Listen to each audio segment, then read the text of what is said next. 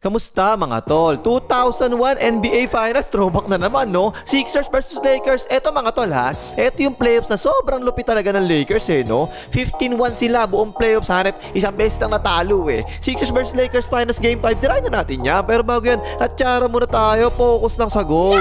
Okay, game. Umpisa ng first quarter, sunod-sunod ka agad yung foul ng Sixers. So, ayan, foul ka agad sa ilalim 30 seconds pala nakakalipas tatlo na kaagad ang foul ng Sixers. Ayan pa sumundot si Ola, foul na naman. Sa matchups, ito yung interesting mga tol no? Si Fisherman yung tumatao kay Iverson, hindi si Kobe ha. Ayan, nagka-switch, sumalaksak. By the way, patay ka dyan. Kay Shaq naman, syempre, si Mutombo yung bumabantay. Ayan, sa poste, bumomba tak-tak ako sablay. Takbo na naman ng Sixers. Ayan si Iverson, no? Step back jumper, patay ka dyan. At yan yung magandang ginawa ng Sixers dito mga tol no? Every time sasablay ang Lakers, sablay na naman no? Ayan naman si Iverson, nag-crossover, iwan pati pamilya, lumea, patay na naman. Panay fast break no? Nakauna tuloy ang Sixers, ayan, naago na naman ni Iverson no? Sasabayan pa sana ni Kobe na jowa ni Kylie Alcantara, kaso nadulas, left na naman. Kaso mga tol, yung naging problema rito ha, dalawa na kagad yung foul ni Iverson. Ayan, tingnan nyo yung pangalawa hinampas ba naman si Shaq? Foul ka na naman, dalawa ka na tol ha. Pero lamang yung Sixers mga tol ha, 3-10 ang score. Kaso eto na si Derek Fisherman, pamatay sunog palagi yan dito. Yan na nga, 4-3 patay ka dyan.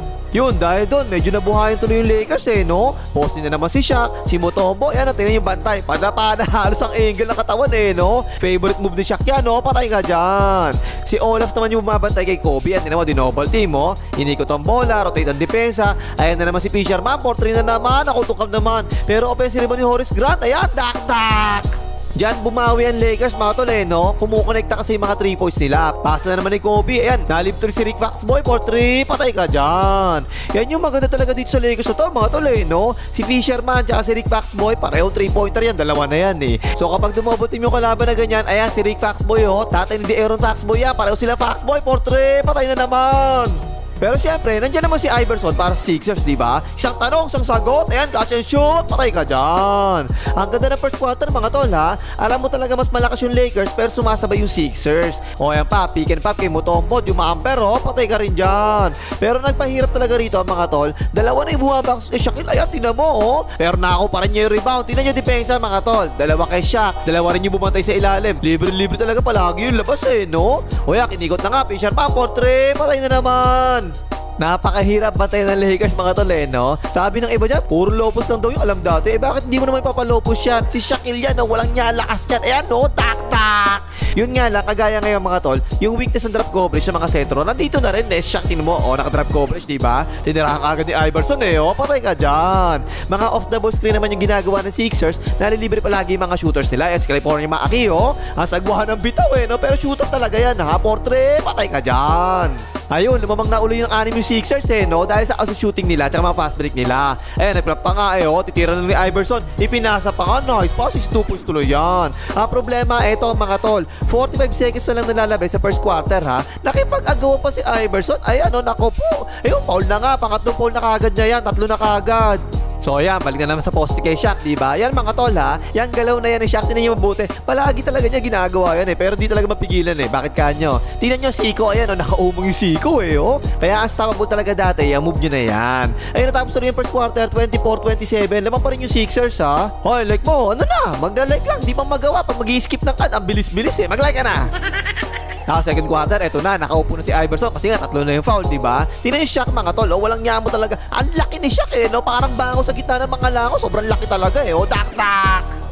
Tapos yung pamalit naman ng Lakers, eto si Horry the GOAT, diba? Mas marami pang championship kaysa kay Michael Jordan Shooter yan 4-3, patay ka dyan. So yun, binalik na kagad si Iverson kasi lumamang na kagad yung Lakers no? Kaya si Mutombo, kumat sa gitna, taas kamay lang si Horry, wala yan. Pero nakakuha niya ulit, isa pa, pumasok naman yan. Akalain mo yan mga tol, nakakagawa si Mutombo kay Shaquille pero tingnan nyo mabuti ha, tingnan nyo kung gaano kahirap yung tira na yan, naawa pa nga.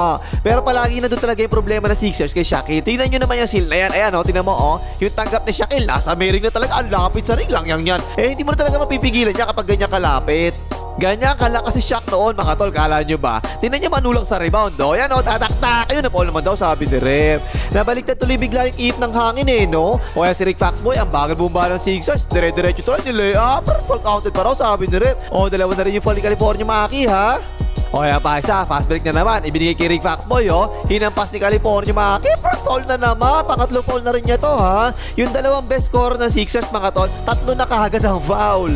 At nawala naman yung rhythm ni Iverson mga tol no? Tatlo yung foul kanina, pinagpahinga tuloy siya. Kaya yan, natuyuan tuloy ng pawis. Jumamper, tungkab na nga. Puro Lakers tuloy, momentum ng Lakers Ang shot mo sa ilalim biglang umihit, ay aliw po, tak. O yan pa si The GOAT, Robert Horry, libre-libre wala pa rin. Pero nakakuha niya uli. And kinik-out, libre-libre si Kobe for 3, Kobe! Pero mga tol, hindi maganda yung shooting ni Kobe rito ha. Ang dami talaga niya sablay rito O yan, binabantay na naman ni Olap biglang tumira, tungkab na naman. Siyam lamang ng Lakers mga tol ha. Hindi makashoot yung Sixers, kailangan na mabuhay ni Iverson no. Tignan nyo kung gaano kahirap bantayan si Iverson. Ang galing talaga Inside outside kasi dati yan si Iverson mga tol. Talagang scorer yan. O yan, hand up under the screen tinira na agad for 3, patay na naman. At sa mga nagsasabi dyan na sobrang buhay ni Iverson dati, mga tol, nag-average si Iverson ng 6.2 assists per game sa buong karir niya ha. Mas mataas pa actually kay Dwayne Wade na 5.4 assists per game lang. Pero napakalaki talaga problema ng panahon na to mga tol. Ito si Shaq talaga Kailangan kapag alaban mo to, marami kang sentro pambantay kay Shaquille. Si Geiger 7-footer yan, diba? Parang ang lead kay Shaquille yun, foul na nga. Parang nga sa akin, kahit siguro ilagay natin yung prime na Shaquille sa ngayon, sa laro ngayon, sa panahon ngayon ha, yung composition pala na roster ng mga teams ngayon, mag-iiba talaga kasi kailangan mo talaga ng maraming malalaki pambantay kay Shaquille. Foul na naman Kaya yun, natapos tuloy yung second quarter, 52-48, lamang na ang Lakers.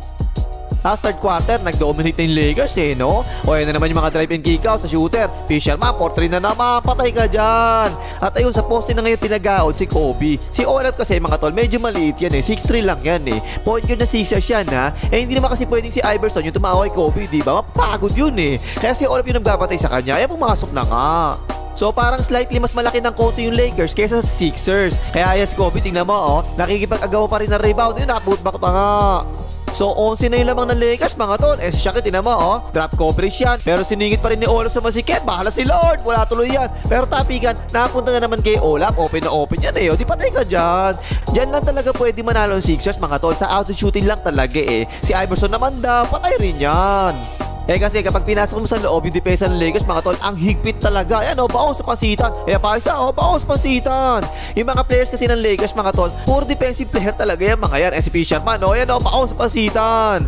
So makikita mo talaga na kontrolado talaga ng Lakers yung third quarter. Si Kobe sumalaksak, bumitid pa nga, pumasok pa nga. So tignan nyo tuloy yung ginawa ng Sixers. Pinagsabay si Geiger tsaka si Mutombo. Parehong 7-footer yan Pero nandiyan si Shaq, walang niya, lakas talaga, naputbak pa nga. Kilala niyo naman siguro si Mutombo mga tol 4-time defensive player of the year yan Pero yan, tingnan mo, kinakalabaw lang ni Shaquille. Walang niya mo, lakas talaga ni Shaquille dati Palagi yung pwesto ni Shaq sa loob lang palagi na ganyan Kapag nag-seal kasi yan, hindi mo talaga matutulak na yan, bigat yan O yan, ang lalim na pero na-rebound niya yan. Hinawakan na nga, walang yang hinawakan talaga Dumating pa sa punto mga tol na hindi talaga nila kaya si Shaquille. Kaya ang ginawa nila, pag napasa, pinapaw na lang nila ng ganito kasi yun naman kasi yung weakness si Shaquille mga tol. Sa free throw si Shaquille 52% lang sa buong karir niya. Pero pag ganyan, mauubos talaga kayo sa foul, diba? Kaya kailangan mo talaga marami kayong malalaki. Pag dinoble team mo naman na ganyan, 3.7 assists per game naman si Shaq nung taon na to. Puro shooter pa yung Lakers. Si Horace Grant, diba? Shooter sa midrange yan. Di patay ka dyan. Sa 3 points naman, 12 out of 17 sa 3 points ng Lakers. Hayop na yan. Eto si Fisherman mga tol, dalawa lang sa blind. 6 out of 8 sa 3 points. Ang galing So grabe talaga yung balanse ng lineup ng Lakers mga tol no? Sa loob si Shaquille kumakana palagi na ganito. Tapos yung ibang players nila puro 3&D naman, diba? Tatlong sunod na offensive foul pa nga nakuha ng Sixers dito. Pang-apat na foul na nga ni Iverson yan. So yung pahirapan talaga yung buhay ng Sixers dito mga tol. Si Iverson na talaga yung makikita mo na parang threat sa Sixers sa opensa. Patay ka dyan. Kaya yun, natapos sa third quarter 83-68, 15 na ang lamang ng Lakers. Last fourth quarter mga tol, yung depensa ng Lakers sa loob, ang higpit talaga. Takbo ang Lakers, si Kobe ayali po kay The GOAT, 90 na lamang ng Lakers. Nakaupo muna si Shaquille dito mga tol, si Iverson titira na talaga yan, tambak na, jumamper, patay ka dyan. Pero wala, kahit nakaupo si Shaquille mga tol, alam mo sa Lakers na talaga to si Kobe naka-offensive rebound, nakaputback pa nga. Ayun, binarik pa nga si Shaquille. Poste na naman kagad, diba? Dumopol team naman kagad ng Sixers. Pero tingnan nyo, ikot ang bola ng Lakers, mga tol. Basic na basics talaga Libre-libre si Kobe. Portrait, Kobe! Puro ganun na yung ginawa ng Lakers, mga tol. Pasa sa poste kay Shaquille. Wala talaga magawa yung Sixers. Panay foul na lang Front foul ka dyan, tol. Ayun, 5 na yung foul ni Mutombo dyan. So pinalitan kagad ni Calvin Geiger, pinost na ni Shaquille, sinundutan, foul na naman. Wala eh, hindi lang malakas si Shaquille mga tol. Sumusugol na rin kasi talaga yung Sixers sa mga free throw ni Shaquille kasi nga 50% na si Shaquille sa free throws. Kaso lang, ubus nga yung Sixers kay Shaquille eh, no? Poste na naman, no? Taas kamay na nga lang ginawa. Yung wala naman. Pero nakuha pa rin niya uli yung rebound. Ayun, foul na naman ulit. Binalik na si Mutombo. Graduate na kasi si Geiger eh. Seal na naman kagad si Shaquille. Hinampas ni Mutombo. Foul na naman. Graduate na rin si Mutombo. Pero nagkabuhay-buhay pa ng konti yung Sixers dito, mga tol, ha? So malaksak, taas kamay na lang si Fisher, oh. Patay ka dyan. Naibaba pa actually ng Sixers yung lamang sa siyam na lang. Ayan, si Tyron Hill, jumper, oh. Patay ka dyan. Ayan na naman si Fisherman, mga tol. Hindi ata Fisherman to. Dapat ada dito, fireman eh, no? Puro pamatay sunog ginagawa dito sa tripas. Na nga po, patay ka dyan. Wala na, mga tol. Pagkatapos nun, sunod-sunod na buta na inabot ng Sixers sa loob. Yan, oh, baos pansitan. O yan pa, isa, lugin-lugin talaga Sixers eh, no? Graduate na pareho si Mutombo tsaka si Geiger. Si Shaquille, oh, baos pansitan. Tingnan nyo depensa ng Lakers sa loob, mga tol. Lang yan, no? Ang dami talaga nagtatalunan eh, no? Dalawang sunod, binaon sa pansitan ng Sixers. Ayun, nakakuha naman ng foul.